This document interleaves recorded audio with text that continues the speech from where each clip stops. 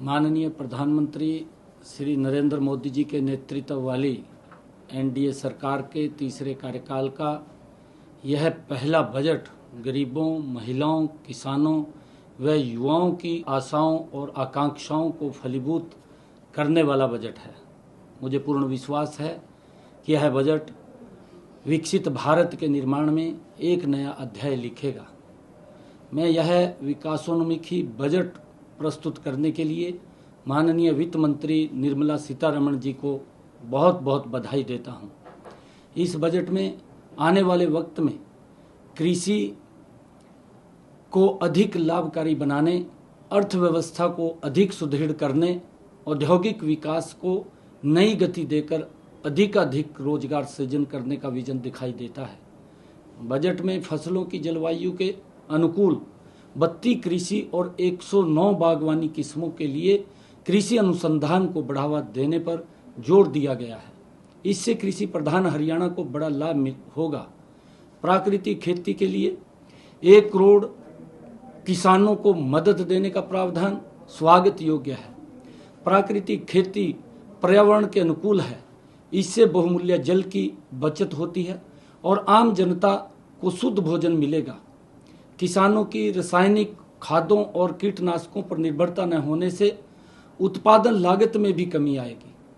Budget में दलहनों और तिलहनों का उत्पादन बढ़ाने व इनके भंडारण व विपणन को सुदृढ़ बनाने की घोषणा से हरियाणा में फसल विविधीकरण को अपना रहे किसानों को बड़ा प्रोत्साहन मिलेगा।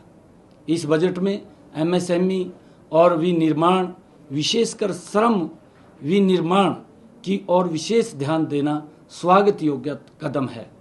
एमएसएमई के क्षेत्र में विकास के लिए विभिन्न ऋण गारंटी योजनाएं और मुद्रा लोन को 10 लाख से 20 लाख करना छोटे उद्यमियों के लिए फायदेमंद साबित होगा।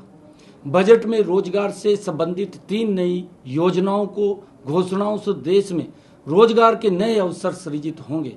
पहली बार रोजगार पाने वाले नवनियुक्त युवाओं को ईपीएफओ के जरिए 1 महीने के वेतन अधिकतम 15,000 रुपये का भुगतान किया जाएगा।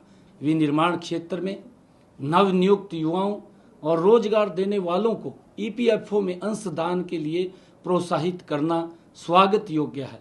सरकार बजट में नियोक्ताओं को ईपीएफओ को अंशदान के लिए 2 वर्ष तक 3,000 प्रति माह की प्रतिपूर्ति करेगी। गरीबों को 300 यूनिट तक मुफ्त बिजली देने के लिए शुरू की गई पीएम सूर्य घर योजना का इस बजट में विशेष बढ़ावा देने की बात कही गई है। यह हरियाणा के गरीब परिवारों के लिए अत्यंत लाभकारी सिद्ध होगी।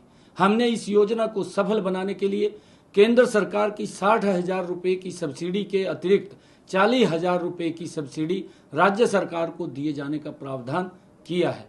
कुल मिलाकर यह बजट समाज के सभी वर्गों के लिए कल्याणकारी, देश की अर्थव्यवस्था को मजबूती देने वाला और राष्ट्र को विकास की नई बुलंदियों पर ले जाने वाला साबित होगा। मैं माननीय वित्त मंत्री श्रीमती निर्मला सीतारमण जी को यह बजट प्रस्तुत करने के लिए बहुत बहुत बधाई और शुभकामनाएं देता हूं।